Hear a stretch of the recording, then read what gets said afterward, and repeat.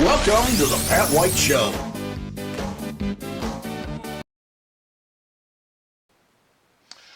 I want to talk to you about what I think is going to be the next major Supreme Court case that we're going to see during the Trump administration.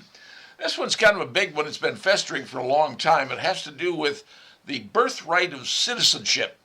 Now, most people would say, well, everybody born in the United States is a citizen. Well, that only happened because of the 14th Amendment, clear back in the late 1800s, about 1868, when Congress passed the 14th Amendment to the Constitution. This had to do with slaves in the United States and whether they were considered to be citizens and their children citizens. And the South wanted it because it went for the election purposes, for the college, the electoral college. So that's why it got passed. Well, now it's turned into a difficult situation because people are coming here just to have kids so that kids can be citizens. And the Trump administration is saying, no, I'm going to stop that, put a halt to that. So he put out an executive order saying, hey, just because you're born here doesn't make you a citizen, especially if your parents are illegally here. Well, a court, I believe in Washington State, said, no, you can't do that, it's unconstitutional, because it's in the Constitution. Well, the biggest thing here is this ends up in the Supreme Court, and I believe it will probably end up being the next biggest case that the Supreme Court hears from the Trump administration about someone being named a citizen based on birthright. There's a clause in there that has to do with jurisdiction. And if you look at it, it determines the jurisdiction of the individual and the parents and what have you. It's kind of long and complex, if you will. But is that enough for the Supreme Court to take a look at it to say, you know what? If you're here illegally, your children can't be an automatic citizen. I've seen it myself. Down in Texas, we used to see women coming across the border going to American hospitals to have their kids so they could have the kid as a citizen. And it was an anchor baby, that's what it was called. And then they could bring in the rest of the family into America because the child was an anchor baby, was born in the U.S. Many Chinese women are coming to the United States doing the same thing. So, people are upset about this, determining who's a citizen. Democrats say you can't do that, it's not right, but hey, they're looking at body count, because body counts go into census, and census goes into elections. So, will this end up in the Supreme Court? Well, and now a district court has sort of put it on that track. We will see where it goes. There's no guarantee whether it's going to be up or down, whether it's going to be cleared or objected to. Nobody really knows yet. Until such time the U.S. Supreme Court looks at the law and determines the exact language having to do with presidents and under whose jurisdiction you exist, well, it could be a very interesting outcome. Something to wait and see, folks. Can't guarantee where it's going to turn out, but I believe this is going to be the one big case that Donald Trump is going to see to it that gets to the United States Supreme Court for a final adjudication. How will it end up? I do not know. Will it end up in the Supreme Court? I believe it will. The question is, when will it happen? Well, right now, that's anybody's guess. This administration, you can't guess anything.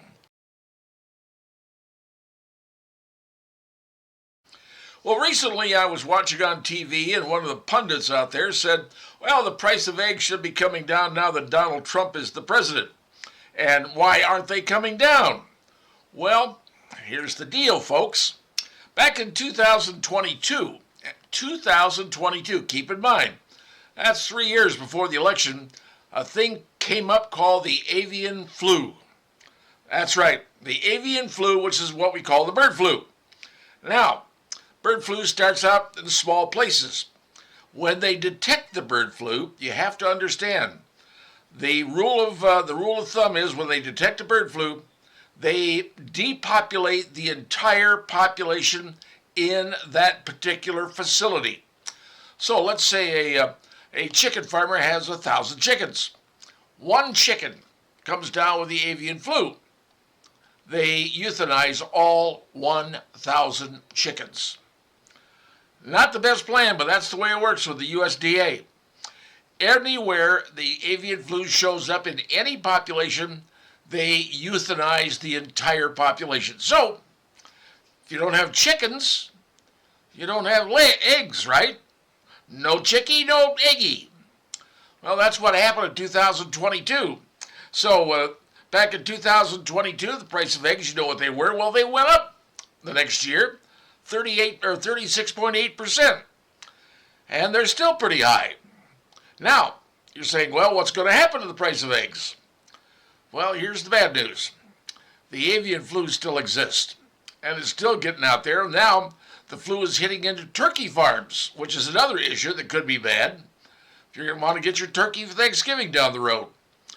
But the problem right now, what they're having is the avian flu still exists. And every time it hits, they got to clean out a population. They expect right now, according to the USDA, that your egg prices are going to go up roughly 21, maybe 22% this year. Yeah, I know that doesn't sound great. I know the cost of eggs is getting expensive, and anything that uses eggs, well, that's going to become more expensive too. So if you have eggs and, your breakfast you get, well, your breakfast is going to start costing you more because the eggs are going to cost more. It's simply supply and demand. The demand always exists for eggs. You use it in about everything you think of, but the supply is limited. And when you get a limited supply, you're going to have a higher price. Simple as that. So get ready. In 2025, the egg prices are probably going to go up about another 20%. Will it go down? Eventually, yes. But it takes several months to sterilize and clean out all the chicken places where the chickens are, because they've got to clean everything out. And then they've got to repopulate the chickens from little bitty chicks into big chicks. Everything takes time, folks. Eventually, the flu will be gone. And eventually, they'll be able to repopulate the chickens. But right now, get ready. The price of your eggs is going to go up this year, probably 20%. Bad news? Yes. But I don't know who started the avian flu, but it did start back in 2022. Just keep that in mind. So you know when it started. When it's going to end, I can't tell you. But now you know something you didn't know before.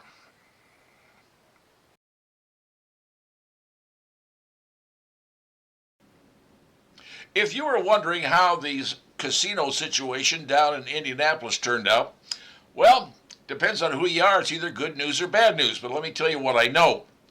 Down at the committee in the Senate, it was held at the Public Policy Committee, because any bill that goes to the floor of the Senate has got to come out of a committee. Public Policy Committee was headed up by Senator Ron Atling, I believe his name is. He was the chairman of the committee. Now, the bill was introduced in the committee by Senator Andy Zay from Huntington, not a Fort Wayne representative, and that's kind of crucial.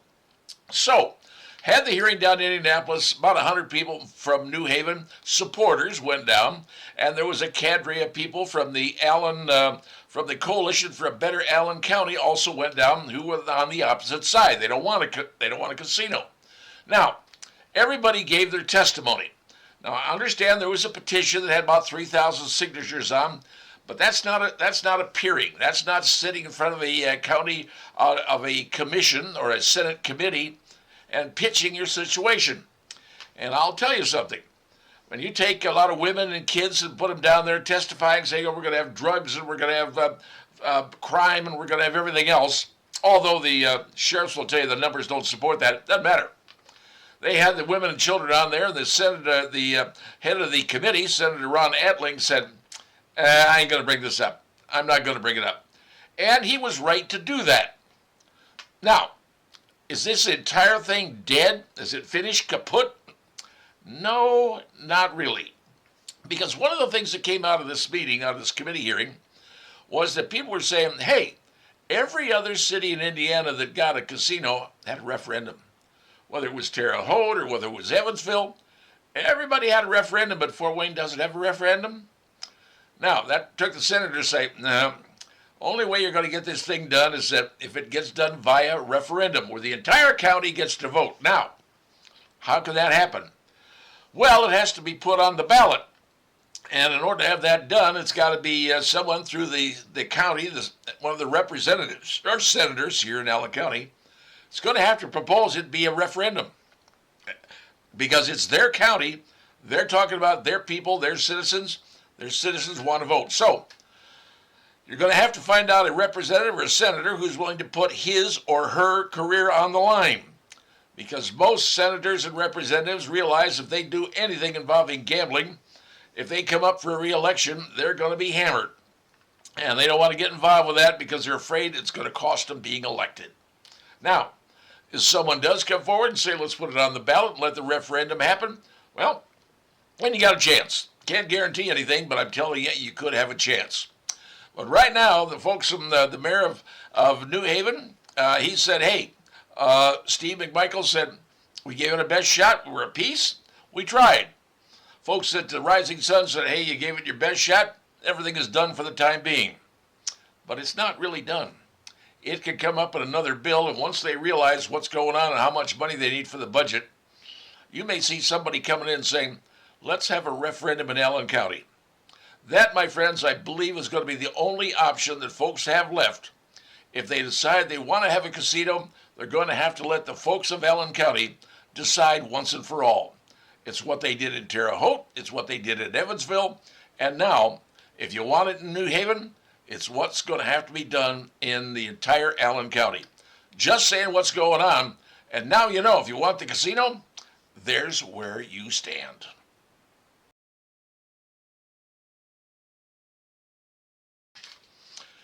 Well, some of you folks in New Haven are probably pleased that a casino is not going to be coming into your fair town. And that, by the way, is your right. Now, some of the folks may be unhappy the casino's not coming to their town because, well, they want a casino.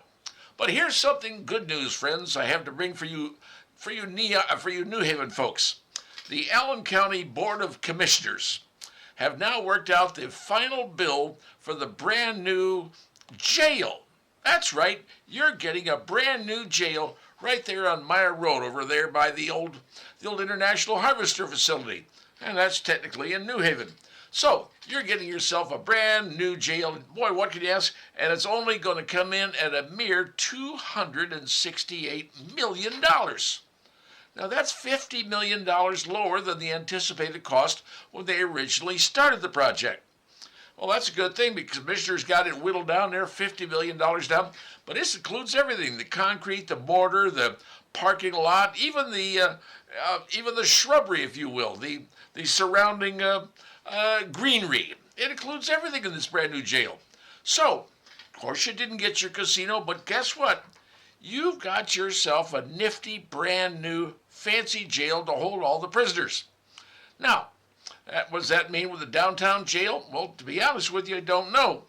They're going to turn that into an office building or maybe a backup jail, heaven knows. But the reason all this happens is because a federal judge, not a voting person, not someone like that, a federal judge who was appointed to this position, has said to the Allen County, you will build a brand new jail and you will do it because I told you to do it. You see, federal judges apparently have that power. And they have said to the citizens of Allen County, guess what? Your taxes are going to go up because you're going to put the bill for a $286 million prison. Well, it's not a prison, it's a county jail. Want to be accurate about that. So, all right, I know you feel bad for some of you. You didn't get a casino, but, you know, here's the second best thing you can get. A county jail. Right there, brand new, spiffy, all the right stuff. I mean, what more could you possibly ask for? And the county commissioners saved you a ton of money. So, brand new jail is going to look nice. You're going to have nice concrete to look at, nice bricks to look at, nice parking lot, going to have nice landscaping. And they're going to have, probably bars and fences, maybe with barbed wire on them. Going to have a nice look out there. And you're going to be able to enjoy it. And the taxpayers of Allen County are going to be able to enjoy spending roughly $270 million for new taxes. You see, it was a win-win for Allen County. No casino, but hey, you get a brand new spiffy jail. It's only going to cost you money instead of giving you money. Can't beat that, folks. Only in America. Only in America.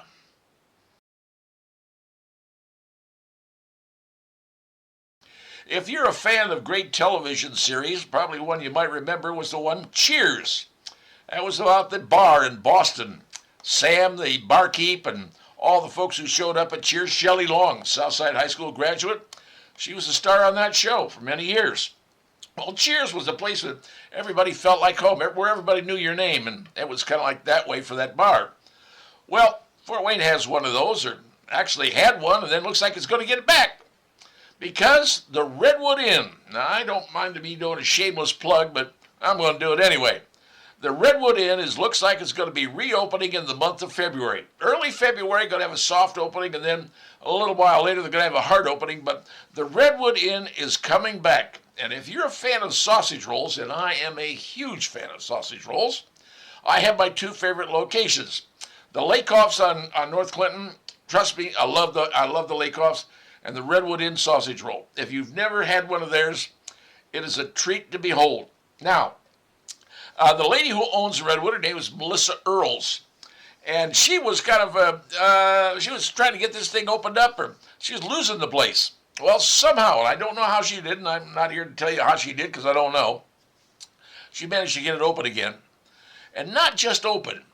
She did a complete new floors on the place, painted the place up, a new seating, a new walk-up bar area, and they're even going to have an outdoor patio area, so when the summer gets nice, you can eat on their patio. She's done all of that to bring back the Redwood. Now, that's opening up, like I said. And anybody who knows anything about Fort Wayne knows, well, that's one of those places like Cheers, Redwood on West Main. And anybody who knows anything about a good sausage roll knows they've got it. They've also got some pretty good food in some other areas. So, I'm just telling you, now you know the Redwood Inn. They're opening up again back in February, and if you've never been there, go in there and try the sausage roll. I mean, I'm not doing this for anything.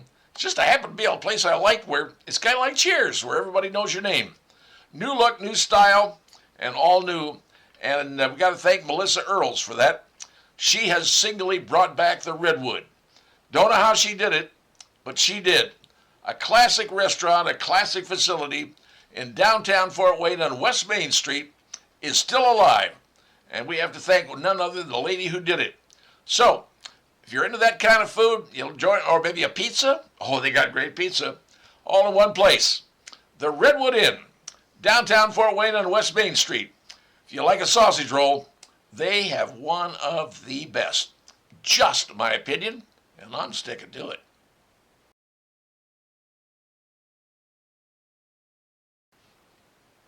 You know, for the past 50 years, summer in Fort Wayne has been one big thing, Three Rivers Festival. And anybody who's been involved with the Three Rivers Festival, going back a long time, remembers great things about the festival. There were things like the raft race and the bed race downtown, and all the crafts and the chalk walk and the 5K and 10K, all the stuff that happened involving the Three Rivers Festival. Well, over the years, things have changed. There's no longer a raft race because, well, the water in the St. Joe River was bad. I mean, really bad. And the bed race, I'm not sure what happened to that, but a lot of those things that everybody enjoyed, they've gone away. Times have changed, people have changed, new personnel come in, and every year it seemed like you get a new director of Three Rivers Festival, and for whatever reason, after the festival's over, it seems like that particular director is fired. I don't know the internal workings of the festival committee. I have no idea. But the big thing at the end of the festival was the big fireworks display off the I&M building. It's always been a tradition. Three Rivers Festival. Well, folks, Three Rivers Festival is in big, big trouble. They have to raise, now listen to this, they have to raise $300,000 by February the 10th. Now, today's end of January. They've got 10 days to raise $300,000. And then they need to raise another $150,000 aside from that, take the grand total up to $450K, almost $500,000. And $150,000 for the event this year. Now, here's the problem. They've got a website crowdfunding site. And I checked it out today, it's being the 31st day of January. It's got $800 pledged. $800, and they need $300,000. They don't get it. Festival goes bankrupt. Now, does that mean there'll be no festival? No.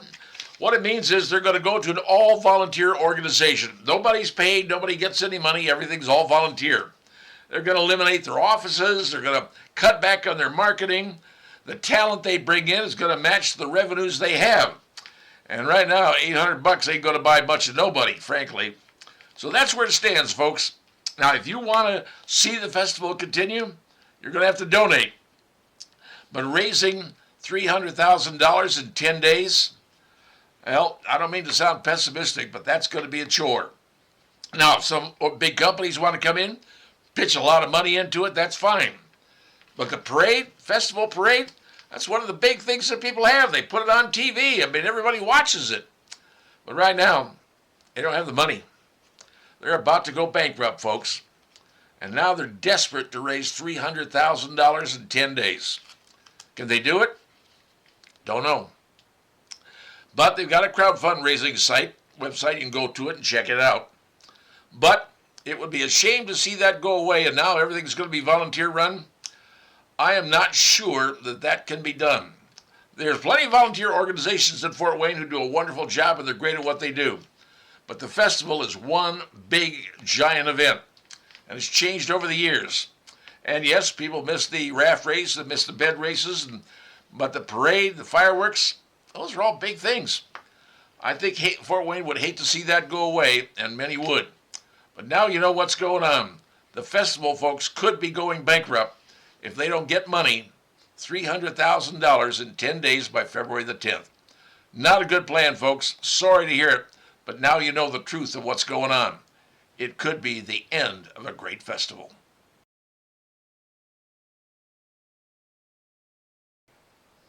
Here in America, it seems that every celebrity thinks they have the perfect answer to whatever the thing is going on in America. And because they are celebrity, they feel they have every right to tell America what to do and how to live their lives. I mean, let's be honest. Remember when George Clooney wrote the letter to the New York Times, the op-ed telling Joe Biden to step down? I mean, celebrities, apparently they are so smart they tell us what to do. Well, it isn't just in the United States, folks, just so you know that. They're over in England, too. And here's a story you're going to love. A fellow by the name of Idris Elba. He's 52 years of age, some sort of actor over there in London. I don't know who he is. But he's just completed a documentary that's been released on British television. And the concept of the documentary is that, well, they banned guns in England. You really can't get a gun. They're almost impossible to get. And the problem was that people, since they can't get a gun and they want to kill each other, well, they're now using knives. That's correct. Biggest form of injury nowadays, an injury and death in England, is people using knives. And 25% of those are kitchen knives. Of course, most of that's domestic stuff. You know, the wife gets angry at the husband, or the husband gets angry at the wife, or boyfriend, girlfriend. So Mr. Idris Elba, in his documentary, says, you know what? Here in England, we need to either ban or blunt knives. You heard me right. And the Church of England and a whole bunch of other high doop-de-doos over there in London, even King Charles is being talked to in this particular documentary, about banning knives or blunting them. Now you're saying, what's a blunt mean? They cut off the point. So you get a knife and it's sharp, but you cut the point off. So it's just blunt. So you got just the cutting part of the knife. They said, well, that's going to solve problems because you won't be able to stab anybody anymore because the knives will be cut off. You can still cut with it, what's left on the knife. No more pointed knives because those penetrate people, those kill people. So let's go with blunted knives. And they're going, well, what about people who have, say they've got something from World War II. Let's say somebody was there, they got a samurai sword or something like that. Well, he said, here's what we're going to do with that. We're going to outlaw those, except if you get a license to have one of them. So if you have an heirloom in your family, you could have a samurai sword, but it must be licensed and registered. But aside from that, what the plan is, to either blunt the knives, cut off the ends, or ban the sale of knives totally. And apparently the Church of England thinks this is a good idea. Maybe King Charles does too, I don't know. But I'm just telling you what's going on. Gee whiz, nobody can shoot each other with guns, so now people are killing one another with knives. So what's the plan in England?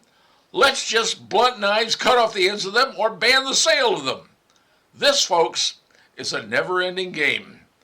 And if they blunt knives and stop the sale of knives, what are people going to do then? Oh, I don't know, pitchforks? Who knows?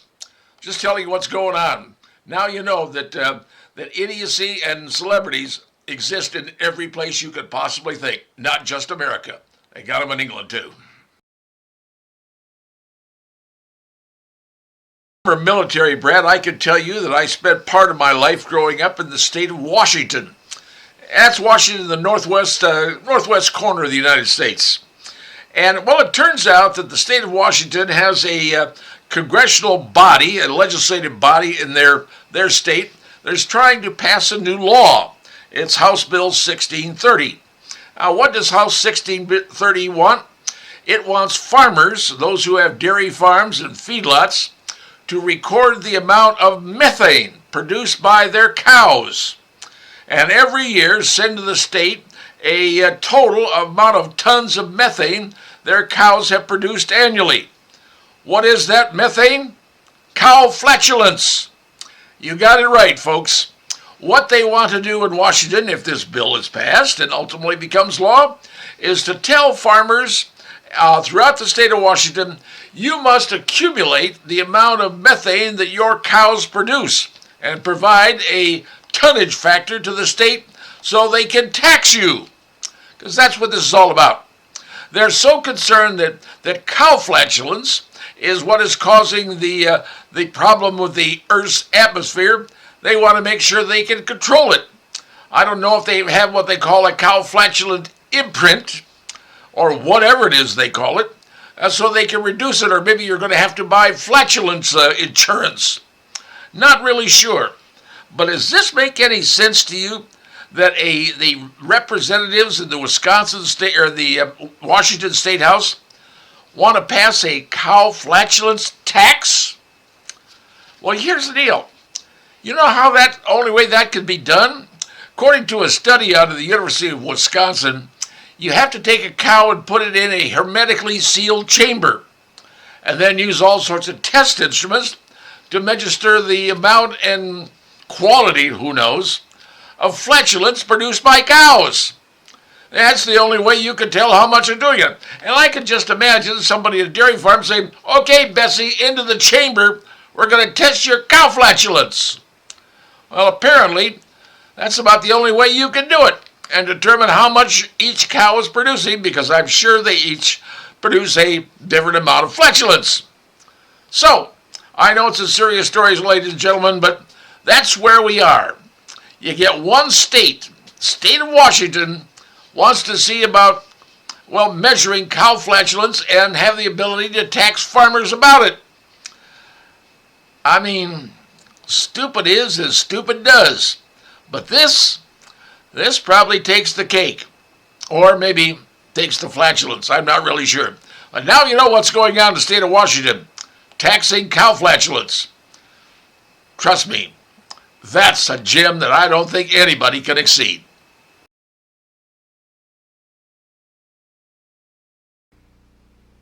Allow me to ask you a question. Are you a fan of college football? Or more, are you a fan of Indiana University football? Well, last year the Hoosiers went 10-0 before they, suffered a couple of losses. One to Notre Dame and one to Ohio State. Well, here's the deal. Something new you're going to have to deal with next year if you decide you want to go and get your season tickets to Indiana University football.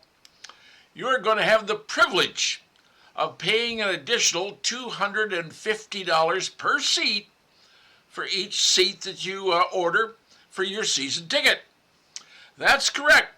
$250. They call it a personal seat donation. Let me tell you what it is, folks.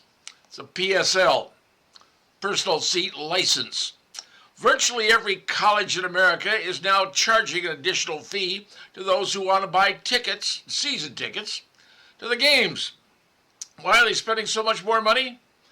Well, because the NIL, name, image, and likeness rule that's been passed down through the courts that says the colleges have to pay their players. That's right. Colleges have to pay their players just like the pros do.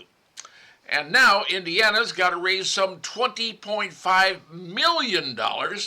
You heard me right, $20.5 million to pay college athletes starting in July. Now, Indiana's one of the late comers to that game because most colleges, major colleges, are already paying out money. But here's the problem. You don't recruit anymore to college. We're done recruiting. That's finished. What you're doing now is buying college players. The best bid, whatever. And coaches are out there saying, we'll give you X for this player. We'll give you Y for this player. Coaches are now bidding on players to come to their college, not recruiting to say, well, we have these features, we have these dorms, we have this campus. That's gone. Now it's how much you're going to pay the kid.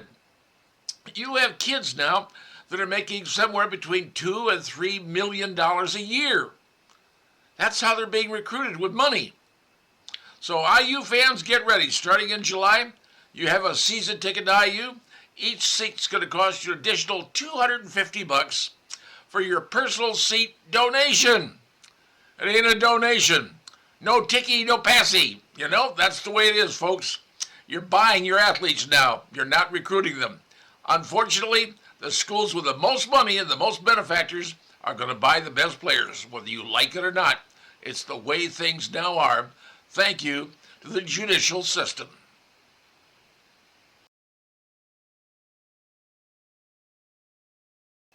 Well, if you're really old, you may remember a television show that used to be on IBC, I think it was. It's called Dr. Kildare. And the old professor, the leading doctor, at the beginning of the show would talk about 5 things: man, woman, birth, death, and infinity. Okay, 5 main things that exist: man, woman, birth, death, and infinity. Well, okay, man and woman. Well, Donald Trump's new executive order says, hey, in the federal government there are only 2 sexes, male and female. Nothing else. That's the way it is. And of course, now 175 different organizations are out there outraged about what has been done. How dare he do this?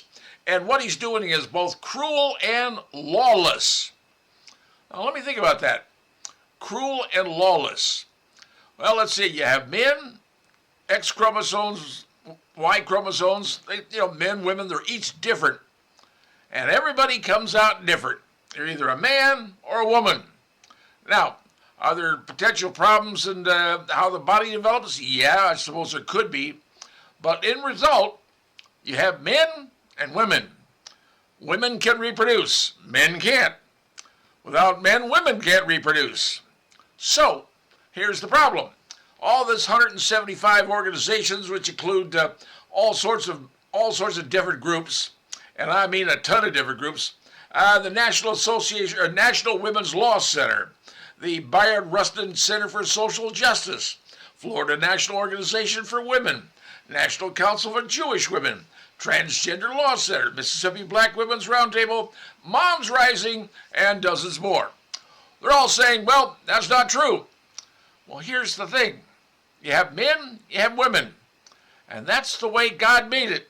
I don't care what else you say, but right now, that's what we're going to live with. Now, if these organizations are so upset about what Donald Trump has declared, that you have men and you have women, then I suggest you take it to court. And let's just see what the courts decide to do on when it comes to biology. And let's see if they say there's something different. It'll be up to the court to decide. If you want to take that road to the Supreme Court and see exactly what they allow, if there's something different than men and women, a new breed, a new species, well, bring it on. You might as well find out. If you want to argue that much about this, then it's time to settle it once and for all. So, if you think it's lawless, then take it to court. Let's see what the courts say, let's see what humanity says, and let's see what science says, because after all, aren't we told to trust science? I think that happened during the COVID era, didn't it? Just saying. Trust science. Let's see what happens if they take it to court.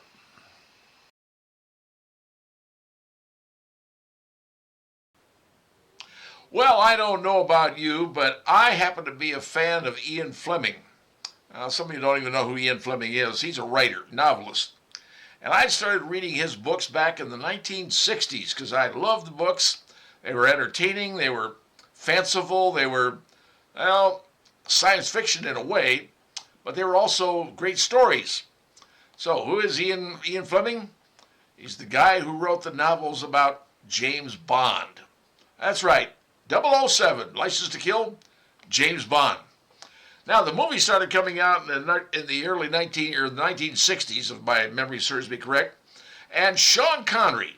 Now, let's be honest. Sean Connery is probably the name you think of when you think of James Bond. He was great. He was in the first one. He did 6 total from 1962 to 69. Then he finally did another one back in 71. There was one in the middle that happened. George Lazenby. He did it. I didn't think that was memorable. So Sean Connery did 6. Then Roger Moore, who was sort of devil-may-care James Bond, from 73 to 85, he did 7. So he kind of has the record of 7 James Bond. Timothy Dalton came in back in 1987, 89, did 2. Wasn't thrilled with those. Pierce Brosnan, who I kind of liked. I thought he did a pretty good job as James Bond. Very interesting sci-fi stuff. It was all pretty entertaining. He did a fairly good job from 95 to 2002. And then, well, things got a little bit dark. James Bond went kind of dark. Daniel Craig stepped in and did 5 Bond movies. And they were all not pretty serious stuff. I mean, they were more like dramas than anything else. But he ended that up in 2021. So here it is, 2025. They're talking about a new James Bond. Now, guess who it is? They have just announced, take a look, the new James Bond is Henry Cavill. Now, some of you may know who he is. If you saw the movie Superman, he was the guy who played Superman. Now, he's in his early 40s. He's British. He was born in the island of Jersey. And that's another island out there. Well, if you know where it is, you know where it is. But raised in a Catholic family. And he loved acting. He was an athlete, too, by the way. So Henry Cavill has been announced to be the next James Bond. I don't know what the movie is. I don't know what it's based on. I don't know if it's an Ian Fleming book. I have no idea. But now I can tell you the next James Bond is from Superman, taking the place of Daniel Craig. It's Henry Cavill, the next James Bond. Might be kind of interesting to see how he tackles that role. Just something to let you know, a little something in the entertainment field you probably didn't know, but now, if you're a James Bond fan, now you do.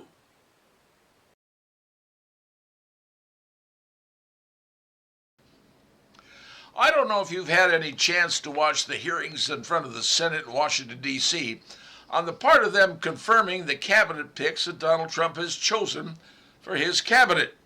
Now, the Senate has advice and consent rules in the Constitution, so the various senators and committees say, well, we get to interview the particular candidates. Now, most of the candidates in the Trump administration have pretty well been passed. Probably the most difficult one was Pete Hegseth, being in the Department of Defense. But now the next 3, these are biggies, include RFK Jr. for Health and Human Services, Tulsi Gabbard for DNI, the National, the info folks, and Kash Patel to be heading up the FBI.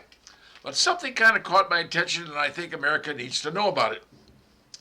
When they're dealing with RFK, talking about all the things that he is concerned about, such things as vaccines and food products, stuff we're eating. You see, back in the 1970s, if you remember that far back, nobody was fat. I mean, you couldn't find fat people. Well, you'd find one someplace here and there. But as a rule, nobody was fat. Today in America, 60% of Americans are obese. Clinically, at least that's what they say. So why? Why did that happen? What are we taking? What are we eating? What's doing this to us? Well, RFK wants to get down to the bottom of this. Recently, red dye number 1 was outlawed in the United States. They've been using that in cereals in the United States for years. Much of the stuff that's completely outlawed is in Europe. You know, the French fries in Europe at McDonald's have 4 ingredients. French fries in the United States for McDonald's, same French fries have 18 ingredients. Why? Are those things killing us? Well, the people in the Senate asking the questions.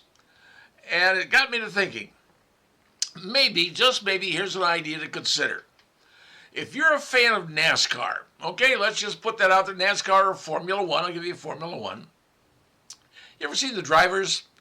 They're wearing these jumpsuits, these flame retardant suits, and every single name of every single sponsor is on that particular uniform they wear. Whether it's NASCAR or Formula One, they've all got names on there. And then you look at their cars, and their cars has got names. And the bigger the name on the car, obviously the bigger the patch they get on the uniform. So what we're finding out is the drivers are basically saying, this is who is sponsoring me. This is the companies, these are the companies who pay my salary. Well, wouldn't it be interesting if the senators, the United States Congress, had to wear the same uniforms? Just saying. Could you imagine what people would look like if they wore a NASCAR uniform with all the sponsors they have, the people that are paying them money or buying them off? Because in Washington, you have to understand there's 2 main lobbies, the military-industrial complex and the pharmaceutical-industrial complex, better known as Big Pharma. They are buying and paying for the senators, so when they're asking medical questions, you might wonder to yourself, who told them to ask that question? One who told them to push down this particular lane. So, imagine seeing Nancy Pelosi in the NASCAR garb saying who's sponsoring her, because now you're going to find out exactly how much every senator is being paid by these big pharma organizations, and I mean it's millions of dollars. They're bought and paid for in Washington, D.C., folks. The higher you get, the more corrupt you get. Ask certain senators who've just been sentenced to 11 years in prison. Bob Menendez, ring a bell? There's the problem. Big Pharma is telling the senators what to say, how to say it, and paying them to do it. That's the way things work in Washington. See, because power corrupts, and absolute power corrupts absolutely.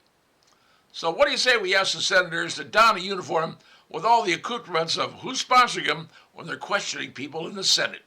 Just saying, it might change your entire mind about what you see on TV and determine what's really honest and what's correct. Happy